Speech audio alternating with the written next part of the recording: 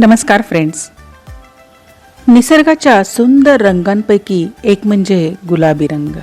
आणि जेव्हा या रंगाचा उल्लेख होतो ना, तेव्हा डोळ्यासमोर येतो तो म्हणजे फ्लेमिंगो, म्हणजेच रोहित पक्षी.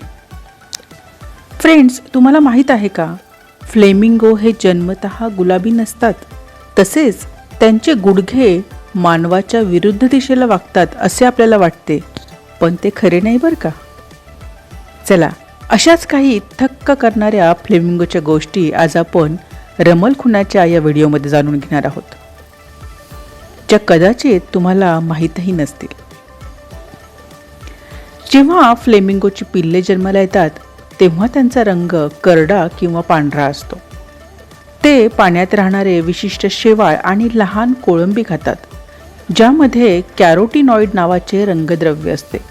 हे अन्न सतत खाल्ल्यामुळे त्यांचा रंग गुलाबी होतो. आहे ना गमतीशीर बाब. आणखी एक रंजक गोष्ट म्हणजे नर आणि मादी फ्लेमिंगो आपल्या पिल्लांना दूध पाजतात. त्यांच्या शरीरातून एक विशेष लाल आणि गुलाबी रंगाचे द्रव्य तयार होते, ज्याला क्रॉप मिल्क म्हणतात. हे दूध पाजल्यामुळे पालकांचा स्वतःचा गुलाबी रंग काही काळ फिका पडतो. वाव. फ्लेमिंगो तासनतास एका पायावर उभे राहतात.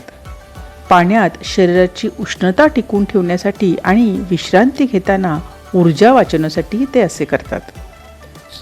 पण तुम्हाला माहीत आहे का, आपल्याला जो त्यांचा मागच्या बाजूला वाकणारा गुडघा दिसतो ना, तो प्रत्यक्षात त्यांचा गुडघा नसतोच. तो त्यांच्या पायाचा घोटा आहे. त्यांचा खरा गुडघा शरीराच्या वरच्या भागात पंखाखाली लपलेला असतो, जो आपल्यासारखाच पुढच्या बाजूला वाकतो. आहे ना गंमत. फ्लेमिंगो हे अतिशय सामाजिक पक्षी आहेत. त्यांच्या थव्याला फ्लॅम्बॉयन्स असे म्हणतात. प्रजननाच्या काळात शेकडो फ्लेमिंगो एकत्र येऊन एका लयीत मान हलवून एक अनोखा डान्स करतात, ज्याला फ्लेमिंगो मार्च असे म्हणतात.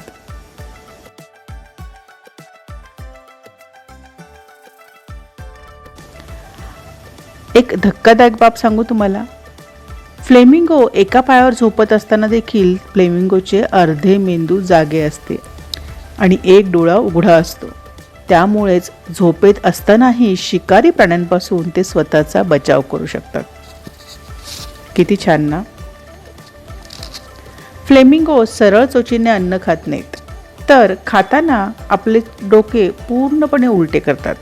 निसर्गाने त्यांच्या चोचीत एक नैसर्गिक फिल्टर दिले आहे. ते पाण्यातून चिखल आणि पाणी आत घेतात आणि चोचीतील फिल्टर चिखल बाहेर फेकून देतो आणि फक्त अन्न पोटात राखते. वाव.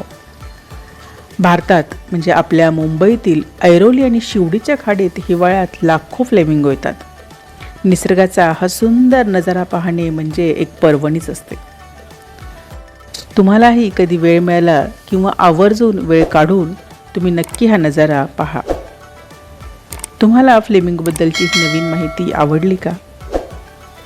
तुम्हाला यातलं काय नवीन वाटलं हे नक्की मला कमेंट करून सांगा. व्हिडिओ आवडला असेल तर लाईक आणि शेअर करा आणि अशाच वैविध्यपूर्ण माहितींसाठी रमल खुनाला सबस्क्राईब करा. तोपर्यंत बाय फ्रेंड्स.